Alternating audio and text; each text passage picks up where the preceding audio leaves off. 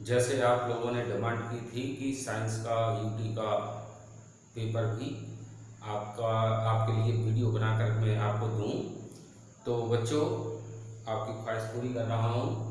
UT second का science का class 10th का मैं आपके सामने पेपर सॉल्व करके एक वीडियो बना रहा हूं।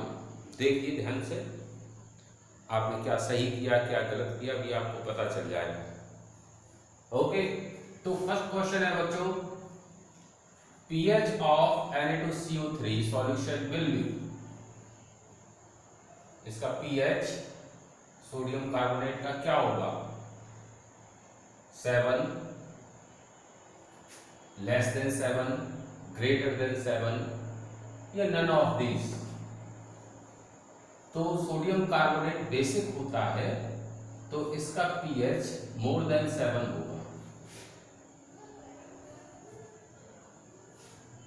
इसका सी आंसर करेक्ट है। सेकंड क्वेश्चन है, bleaching powder is prepared by the action of chlorine on quicklime, slaked lime, limestone, dry slaked lime. तो क्या आंसर होना चाहिए? सोचो, ये होना चाहिए ड्राई स्लैकलाइम। ये आंसर इसका करेक्ट है। नेक्स्ट क्वेश्चन है बच्चों, chloro alkali process is used to prepare ammonia, bleaching powder, chlorine या sodium hydroxide. Chloro alkali process से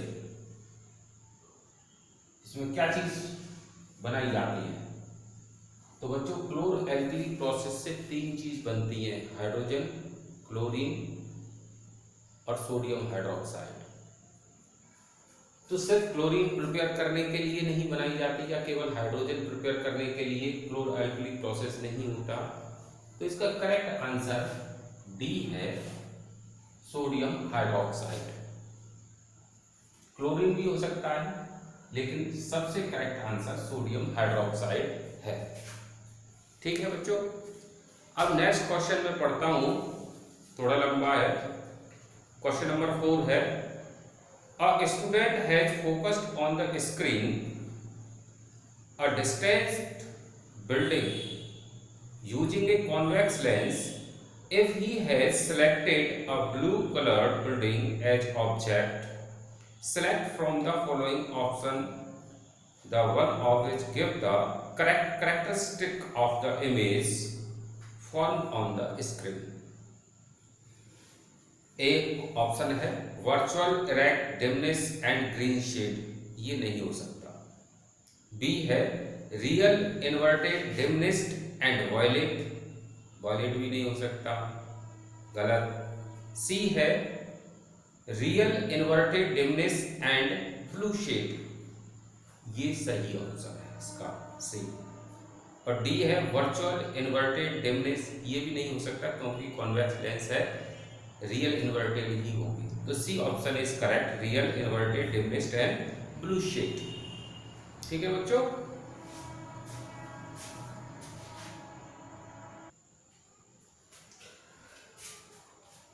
ये क्वेश्चन अच्छा है। 3 students ABC focused a distant building on a screen with the help of concave mirror. To determine the focal length of the concave mirror, they measured the distance as given below. 3 students हैं जिन्होंने distance measure किया है। ए ने किया है mirror से screen तक का, दूसरे ने बिल्डिंग से स्क्रीन तक का, सी ने बिल्डिंग से मिरर का। और ऑप्शन है केवल ए सही फोकल लेंथ निकाल पाएगा या बी निकाल पाएगा, ए और बी निकाल पाएंगे या बी एंड सी निकाल पाएंगे। सोचो, पॉज करो और सोचो। सोचा? सोचो, 1 2 3, नहीं सोचा। तो देखिए इसका सही आंसर होगा ओनली ए। पूछोगे कैसे? देखो डिस्टेंट बिल्डिंग है और जो मिरर की फोकल लेंथ है उसके कंपेयर में, उसके डिस्टेंस के कंपेयर में, फोकस के डिस्टेंस में डिस्टेंट बिल्डिंग इन्फिनिटी पर है। क्लियर? तो अगर u इन्फिनिटी पर है तो उसकी इमेज फोकस पे बनेगी। तो जो ए स्टूडेंट है जिसने मिरर से स्क्रीन तक की डिस्टेंस मेजर की है वो सही फोकल लेंथ इसकी मेजर कर पाएगा। सोचो, तो इसका ए आंसर सही है। क्वेश्चन नंबर 6 भी बहुत अच्छा क्वेश्चन है।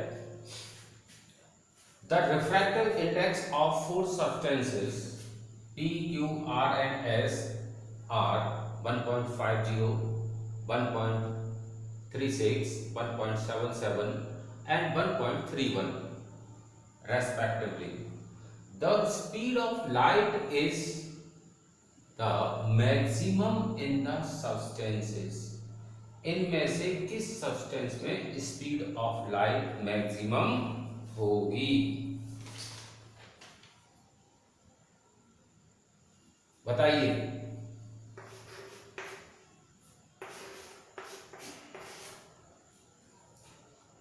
हिंट दे दिया, अब बताओ किस में होगी? रिफ्रैक्टिव इंडेक्स इनवर्सली प्रोपोर्शनल होता है स्पीड ऑफ लाइट के।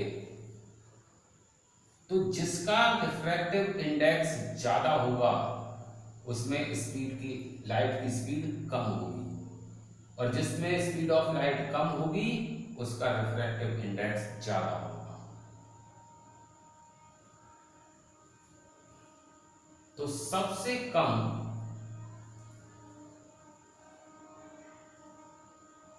रिफ्रैक्टिव इंडेक्स किसका है? ये डी का। तो इसका डी आंसर सही है। एस, जो एस स्टूडेंट है लास्ट का, क्योंकि रिफ्रैक्टिव इंडेक्स इसका सबसे कम कब आएगा? जब स्पीड ऑफ लाइट ज्यादा हो। क्लियर? तो इसका डी आंसर है करेक्ट। अब देखिए क्वेश्चन नंबर 7 है, the bluish colour of water in deep sea is due to A, presence of algae and other plants found in water, B, reflection of sky in water, C, scattering of light, D, absorption of light by the sea। किसकी वजह से blue colour दिखाई देता है? तो इसका सही answer scattering of light. बल्कि लिखना चाहिए था scattering of blue light much in the water. तो इसका scattering of light is correct answer. Scattering of light की वजह से ब्लू दिखता है क्योंकि पानी के अंदर कुछ ऐसे पार्टिकल्स होते हैं, कोलोइडल पार्टिकल्स, जिनका साइज ब्लू लाइट की वेवलेंथ के करीब करीब बराबर होता है, और वही पार्टिकल ब्लू लाइट को ज्यादा स्कैटर करते हैं। इसी कारण आसमान भी ब्लू दिखाई देता है कोलोइडल पार्टिकल की वजह से, जो ब्लू लाइट को स्कैटर करते हैं। ऐसे ही वही फिनोमेना वाटर के अंदर होता है। तो इसका करेक्ट आंसर सी है। तो बच्चों नेक्स्ट क्वेश्चन है, in an experiment to trace the path of light through a triangular glass prism, a student would observe that the emergent ray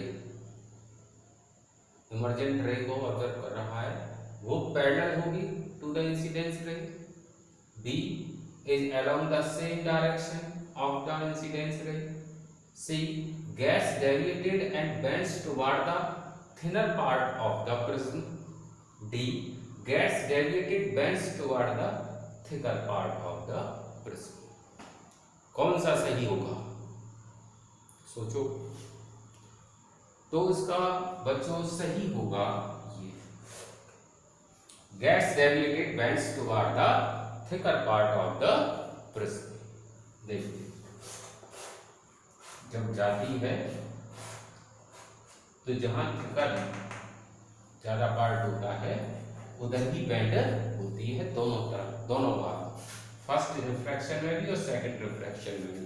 दो बार रिफ्रैक्शन होता है, दोनों बार बेंड होती है थिकर पार्ट की तरफ। तो D answer is correct answer. Next question है which of the following is not the mineral acid. इनमें से मिनरल एसिड कौन सा नहीं है? Hydrochloric acid, citric acid, nitric acid, sulphuric acid. तो बच्चों हाइड्रोक्लोरिक एसिड और नाइट्रिक एसिड, सल्फ्यूरिक एसिड ये मिनरल एसिड है। सिर्फ साइट्रिक एसिड है जो मिनरल एसिड नहीं, ऑर्गेनिक एसिड है साइट्रिक एसिड, फ्रूट्स में होता है। क्वेश्चन नंबर 10 है which of the following solution in the water does not conduct electricity. इनमें से कौन सा इलेक्ट्रिसिटी कंडक्ट नहीं करता? HCl, NaCl, H2SO4 पानी मिलाने के बाद इलेक्ट्रिसिटी कंडक्ट करते हैं, सिर्फ ग्लूकोज सॉल्यूशन इलेक्ट्रिसिटी कंडक्ट नहीं करता। तो इसका सी आंसर सही है।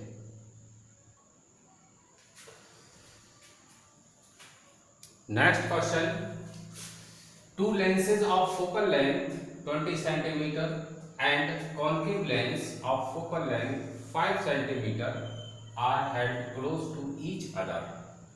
Focal length of the combination of the lenses is +45, -5, -45 या D +100 सेंटीमीटर। क्या होगी कंबाइंड फोकल? तो इसको सॉल्व करने के लिए करेंगे क्या? आप देखो सॉल्यूशन करते हैं इसका। कॉन्वेक्स की दे रखी है F इक्वल टू कितनी है 20 सेंटीमीटर। इसकी पावर निकालिए तो P इक्वल टू 1/, मीटर में फोकल लेंथ रखते हैं, पावर क्या होती है P equal to 1/F power निकालने के लिए। और फोकल लेंथ किस में रखते हैं? मीटर में। तो ये मीटर में कन्वर्ट कर दी तो इसकी फोकल लेंथ आ गई 5 डायोमीटर। दूसरे की ये तो कॉन्वेक्स की होगी, कॉनकेव की फोकल लेंथ क्या है? माइनस में होती है 5 सेंटीमीटर दे रखी है। तो इसकी पावर क्या निकलेगी 1/, माइनस का लगाइए 5 मीटर में कन्वर्ट कर दीजिए तो ये आ गया -20 डायोमीटर। अब कॉम्बिनेशन कैसे निकालेंगे? अब ये कंबाइन किए हैं तो दोनों की पावर ऐड कर दीजिए। फाइनल पावर होगी P1 + P2। ये P1 निकाल ली, ये P2 निकाल ली, तो दोनों की ऐड करिए 5 + -20 तो ये हो गया -15 डायोमीटर। ये तो पावर आ गई। अब पावर आ गई तो इसका क्या निकालेंगे? अब फोकल लेंथ निकालेंगे। तो पावर आई कितनी? -15। अब -15 आ गई पावर, तो इसे मैं इरेज कर रहा हूं यहां से। -15 याद रखिए। तो फोकल लेंथ क्या होगी 1/P। तो ये होगी 1/-15 इक्वल टू क्या हो गया 0.0666 मीटर इक्वल टू 6.66 सेंटीमीटर। तो ये फोकल लेंथ आएगी कंबाइंड फोकल लेंथ, जो कि A, B, C, D चारों में से किसी का ऑप्शन नहीं है। आंसर ये आएगा, ऑप्शन में ये आंसर नहीं है। अब करना क्या है? आप कौन सा आंसर लिखेंगे? तो इस क्वेश्चन में प्रॉब्लम है। अगर इस क्वेश्चन में ऑप्शन के अनुसार क्वेश्चन होता तो यहां 5 की जगह 25 होगा। ये करेक्शन करना पड़ता है इसमें, जो करेक्शन कराया होगा, नहीं कराया होगा तो क्या कर सकते हैं। अब देखिए इसके अनुसार निकालिए, ये आ गया। अब दोबारा सॉल्यूशन करते हैं।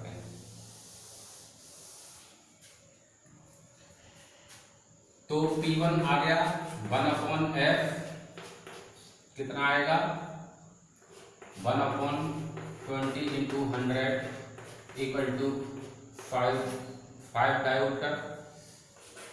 P2 आएगा 1/25 इंटू 100 इक्वल टू हो गया -4 डायोमीटर। P फाइनल आएगा P1 प्लस P2, तो P1 है 5 प्लस -4, तो ये आ गया 1 डायोमीटर। तो F निकालने के लिए करेंगे 1/P, तो 1/1 इक्वल टू 1 मीटर या 100 सेंटीमीटर होगी, किसका प्लस का, किसका प्लस का। तो तब होता ये डी आंसर सही। सही क्लियर होगी बात। 5 की जगह अगर 25 होता तो डी आंसर सही होता, और 5 है तो जो पहले लिखा है 6.66 वो सही होगा। Clear, noted. Next question 12, the formula of plaster of Paris is. Plaster of Paris का इसमें कौन सा फॉर्मूला है, 2CaSO4.2H2O, CaSO4.2H2O या 2CaSO4.2H2O या CaSO4। इसका ए आंसर करेक्ट है, CaSO4.H2O। देखो CaSO4.12H2, इसमें 2 का मल्टीप्लाई करिए तो 2 यहाँ आ गया, 2 यहाँ आ गया, 2 से 2 कट गया तो बना 2CaSO4H2O। तो ए इज करेक्ट आंसर। 13 क्वेश्चन है, which of the following turns methyl orange red. Methyl orange को रेड कौन सा करता है, एसिड या बेस में से कौन सा करता है। ये देखिए बेस है, बेस है, बेस है, तो एसिड करेगा ये। इसका डी आंसर इज करेक्ट। ठीक है। क्वेश्चन नंबर 14 है, in the following diagram the correctly marked angles are. इसमें बिल्कुल करेक्ट एंगल कौन से मार्क किए गए हैं।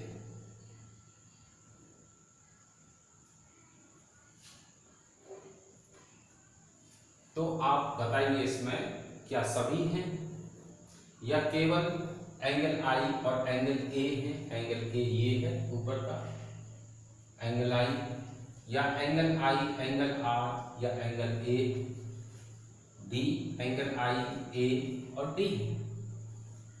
तो देखो नीचे से चलते हैं। D angle I correct, angle A correct, angle D यहां दिखाया है जो बिल्कुल इनकरेक्ट है, तो ये आंसर तो हो नहीं सकता।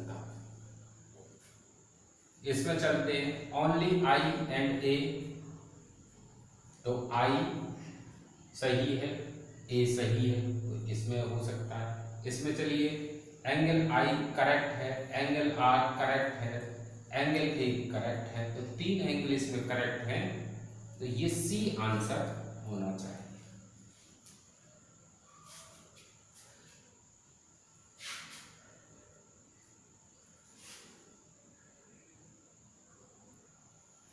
नेक्स्ट क्वेश्चन बच्चों, क्वेश्चन नंबर 15 है, on adding a small amount of water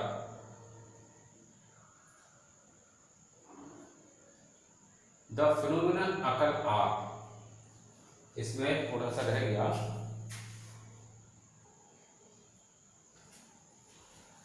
on adding a small amount of acid to water the phenomenon occur are. Dilution, salt solution, ionization, neutralization. इनमें से ऑप्शन ये है, इनमें से कौन सा सही है? First and second, dilution salt solution, या B second and third, salt solution and ionisation? पहला हो नहीं सकता। साल्ट सॉल्यूशन कैसे बनेगा? एसिड के साथ पानी नहीं बनेगा। थर्ड है, थर्ड फोर्थ आयोनाइजेशन, न्यूट्रलाइजेशन, पानी के साथ एसिडोलाइजेशन न्यूट्रल होता नहीं है, तो ये भी आंसर गलत है। तो सही आंसर होगा ये, डाइल्यूशन भी होगा उसका और आयोनाइजेशन। तो पानी जब मिक्स होता है एसिड के साथ तो डाइल्यूट हो जाता है एसिड, तो डाइल्यूशन हो गया। और पानी में एसिड मिक्स होते हैं तो उसका आयोनाइजेशन हो जाता है, तो आयोनाइजेशन। तो first and third, D answer is correct. Next question है बच्चों, shaving mirror should have large और small focal length, why? Shaving mirror की फोकल लेंथ लार्ज होनी चाहिए या कम होनी चाहिए? तो शेविंग मिरर की अगर फोकल लेंथ बहुत ज़्यादा होगी तो उसका कोई फायदा नहीं है। बहुत ज़्यादा लार्ज होने से उसमें इमेज, वर्चुअल इमेज जो देखेंगे वो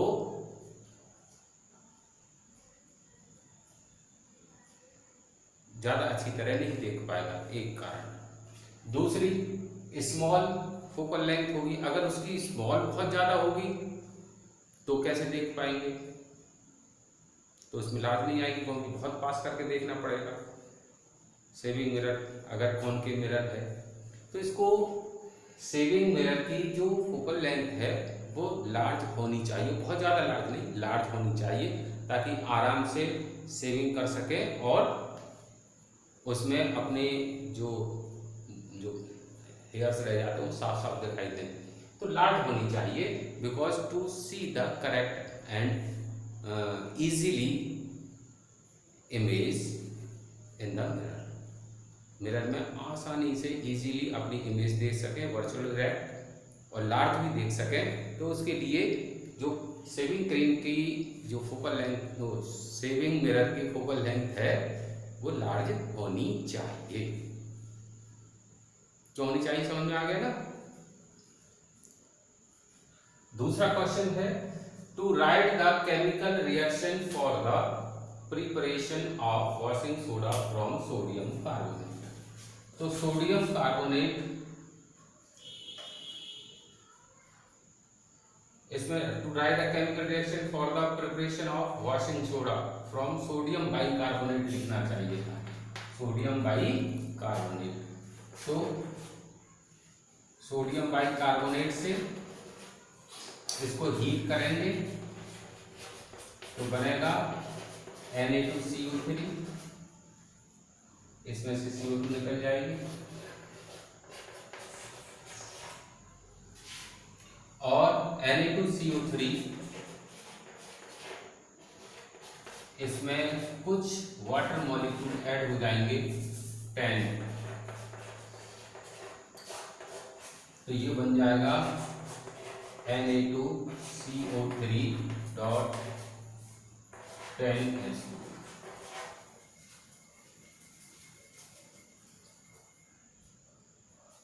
सोडियम बाइकार्बोनेट से वॉशिंग सोडा इस तरह बनाते हैं।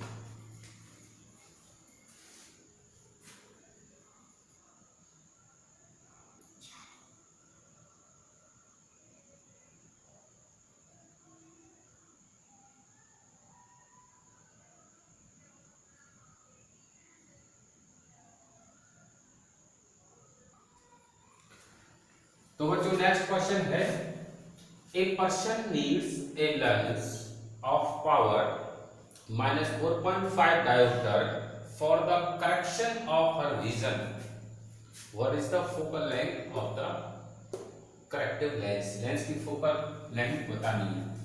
तो इसमें पावर दे रखी है 4.5 डायोप्टर, तो F निकालने के लिए 1/T करेंगे, 1/-4.5 इक्वल टू यू हो गया माइनस 1 में 4.5 के डिवाइड करेंगे तो पॉइंट लगाएंगे, 0 हो गया, 0 लगाएंगे 100 हो गया, अब टू द 90 10 ये हो गया 0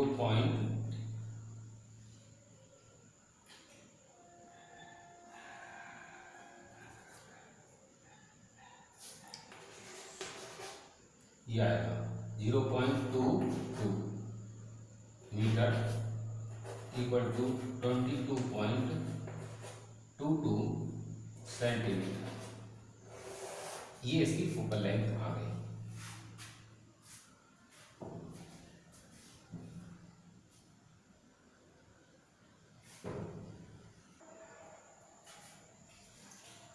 नेक्स्ट क्वेश्चन है a concave mirror is used for image formation for different position of an object.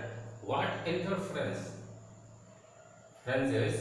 can be drawn about the following when an object is placed at the distance of 10 cm from the pole of the concave mirror of focal length 15 cm. तो इसमें find करना है position of image, size of image and nature of image. तो हमें देख क्या रखा है, यहां सॉल्यूशन करिए। u दे रखा है -10 सेंटीमीटर और f दे रखा है -15 सेंटीमीटर। कॉनकेव मिरर है तो लेफ्ट में रखें तो माइनस में लिखा जाएगा। अब पोजीशन ऑफ द इमेज निकालनी है तो मैं क्वेश्चन को इरेज कर दूं।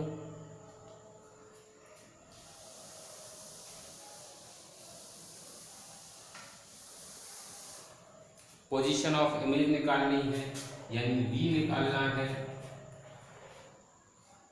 तो आप जानते हो 1/f इक्वल टू होता है 1/v प्लस 1/u मिरर के लिए। f आपका है -15, v पता नहीं है, u है -10 तो 1/v आ जाएगा आपका 1/10 minus 1/15 equal to 33 minus 2 equal to हो गया 1/30 तो v हो जाएगा आपका 30 सेंटीमीटर। प्लस आ रहा है इट मींस राइट साइड में है, लेफ्ट में नहीं बनेगा। तो इसमें पोजीशन ऑफ द इमेज निकाल ली 30 centimetre inside the behind the mirror, behind the mirror. ये पोजीशन आ गई, ए आंसर आ गया। साइज ऑफ इमेज, इमेज का साइज निकालना है। साइज ऑफ इमेज क्या होगा बी का, लार्ज। अगर ऑब्जेक्ट की हाइट दे रखी होती तो उसके हम इमेज की हाइट भी बता देते। Nature of the image C virtual.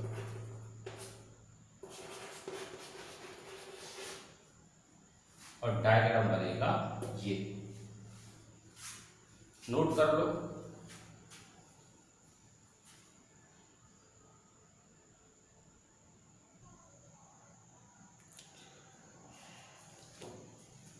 बच्चों लास्ट क्वेश्चन है what is an olfactory indicators and name two olfactory indicators. What is the effect of adding NaOH solution to these indicator. तो olfactory indicators वो होते हैं जो acid या base मिलाने से उसकी स्मेल चेंज हो जाए, जैसे ऑनियन, क्लोव, गार्लिक। ऑनियन में कोई एसिड यानी साइट्रिक एसिड मिला दो या एसिडिक एसिड मिला दो जिसे विनेगर कहते हैं, तो ऑनियन की स्मेल चेंज हो जाती है, उतनी तीखी स्मेल नहीं रहती। ऐसे ही बेस मिलाने पर क्लोव और गार्लिक की स्मेल चेंज हो जाती है। तो इसमें पूछा है कि एनओएच मिलाने से क्या होगा। तो एनओएच मिलाने से जो क्लोव है और गार्लिक है इसमें बहुत तीखी स्मेल आती है, थोड़ा एनओएच उसमें मिला देंगे तो उसका तीखी स्मेल सप्रेस हो जाएगी। तो ये इसके आंसर है। और बच्चों, जिसने अभी मेरा चैनल सब्सक्राइब नहीं किया है तो सब्सक्राइब कर दो, लाइक करो, कमेंट करो। जो चीज़ अच्छी नहीं लगी वो भी मुझे बताओ, जो अच्छी लगी वो भी मुझे बताओ, और क्या आपको चाहिए वो भी मुझे बताओ। जैसे किसी मेरे को एक मैसेज आया था कि साइंस के यूटी सेकंड का वीडियो चाहिए, तो मैंने वादा किया था आज के लिए, और आज ही बना के दे रहा हूँ। इस वक्त रात हो रही है और मैं आपको इस रात में अकेले, पसीने आ रहे हैं, गर्मी बहुत है, फिर भी वीडियो बनाया आपके लिए ताकि हमारे बच्चे खुश रहें। ऑल द बेस्ट, पढ़ते रहिए।